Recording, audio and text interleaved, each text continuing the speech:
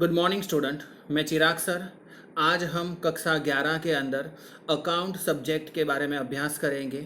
Account के अंदर पहले नंबर का जो चैप्टर है वो चैप्टर है हिसाबी पद्धति और उसके पारिभाषिक शब्द। पर हिसाबी पद्धति और पारिभाषिक शब्द के बारे में समझूती अगर हम लेना चाहते हैं चैप्टर की, उससे पहले हम चैप्टर के थोड़े बहुत पहले वाली चीज़ें जान लेते हैं अकाउंट के बारे में, कि जिससे हमको पता चले कि भाई ये अकाउंट, ये पैसे, ये सब अस्तित्व में किस तरीके से आए। तो अपने स्टार्ट करें तो सृष्टि की विविध संरचना जो है, मतलब कि भगवान ने ये जो सृष्टि बनाई है, वो सृष्टि की संरचना में मनुष्य ही एक ऐसा बौद्धिक प्राणी है जो अपना विशेष महत्व रखता है।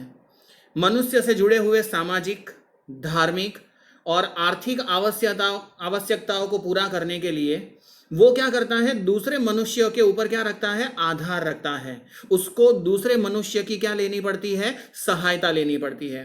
प्रत्येक व्यक्ति जो होता है वो अपनी कुशलता का लाभ अन्य को देकर एक दूसरे की आवश्यकता को क्या करते हैं, पूर्ण करते हैं। जिसके पास जिस चीज के लिए कुशलता होती है वो चीज के अंदर वो दूसरे को हेल्प करके, सामने वाले से कुछ लेता भी होगा वो काम करने के लिए, पर अपने अंदर जो भी कुशलता है उसका लाभ वो क्या करता है, दूसरे व्यक्तियों को भी देता है।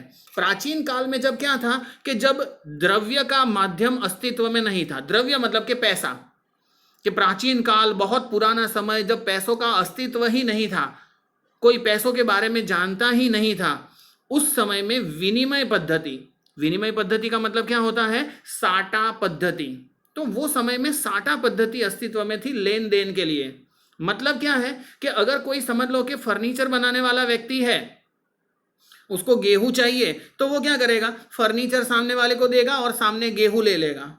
चावल वाले को गेहूं चाहिए तो क्या करेगा, चावल वाला अपने चावल गेहूं वाले को देगा और बदले में उतने ही क्वांटिटी के क्या कर लेगा, वो गेहूं खरीद लेगा। नमक किसी को चाहिए तो नमक वाला भी सामने वाले को नमक देकर उसको जो जरूरी चीज है वो रख लेगा। इस तरीके से जो काम होता था उसको हम क्या बोलते थे, साटा पद्धति।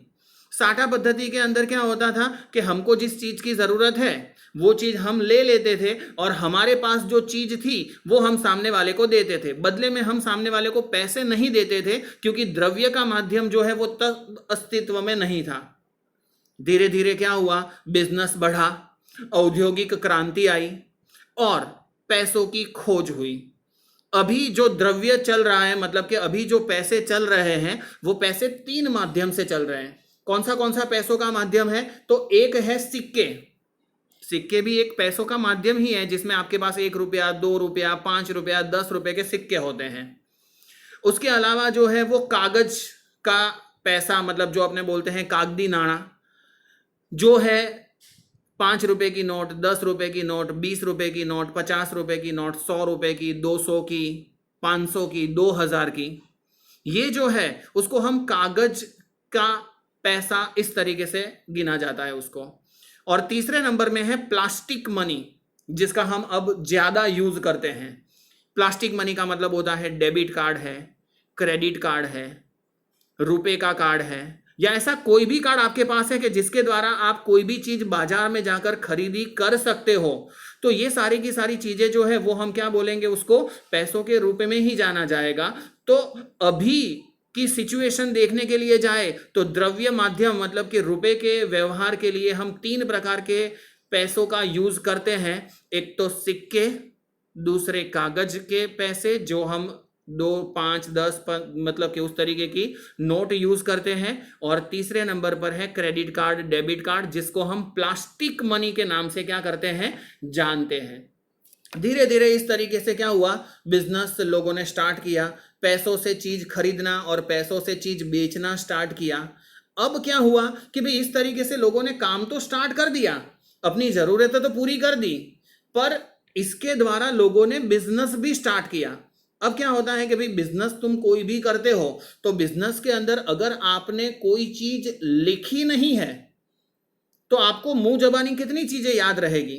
अगर समझ लो कि आपने 2-3 दिन पहले, 4-5 दिन पहले या 1 हफ्ते पहले कोई ट्रांजैक्शन या कोई व्यवहार बिजनेस में से किया होगा, पर आपने लिखा नहीं होगा तो आपको याद नहीं होगा।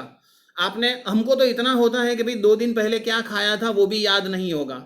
आप लोग सोच के देखो, जो ये वीडियो देख रहा है, कि भाई आज से 2 दिन पहले सुबह में या शाम को तुमने क्या खाया था, तो हमको तो वो भी याद नहीं होगा। तो हम 2 दिन पहले वाली चीज अगर याद नहीं रख सकते, तो बिजनेस जो है वो 365 दिन चलता है, और 365 दिन चलने वाला बिजनेस है।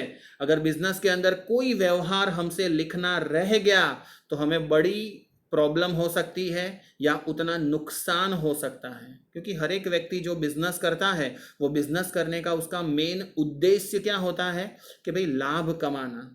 और लाभ कमाना है तो तुमको क्या करना पड़ेगा, हिसाब लिखने पड़ेंगे, और हिसाब लिखने हैं तो तुमको क्या करना पड़ेगा, उसके बारे में जानकारी होनी चाहिए। अगर तुमको डॉक्टर बनना है तो डॉक्टर की पढ़ाई करनी पड़ती है, उसके बाद में तुम डॉक्टर बन सकते हो और सभी का इलाज कर सकते हो।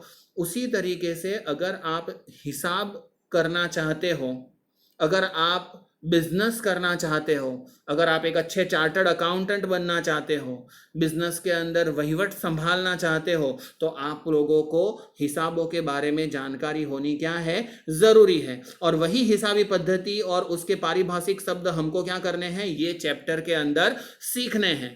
तो ये जो था वो हमारा पहला वाला लेक्चर था, एकदम शॉर्ट वाला, कि जिसके द्वारा आपको पता चले कि भाई आपको जो अकाउंट्स का सब्जेक्ट पढ़ना है, वो सब्जेक्ट आपको कहाँ कहाँ पर काम आएगा और आपको क्यों पढ़ना है।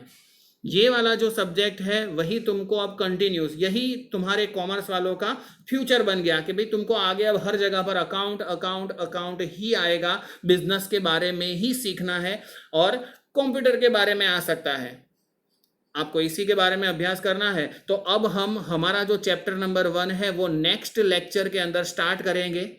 आप लोग अब रेगुलर लेक्चर अटेंड करना, कि जिसकी वजह से कोई भी लेक्चर आपका छूटे नहीं और आप लोग सही तरीके से अभ्यास कर सको। हमारे लेक्चर इसी तरीके से रोज आते रहेंगे, कि जिसकी वजह से आपकी स्टडी क्या हो, कंटिन्यूस रहे। Thank you students.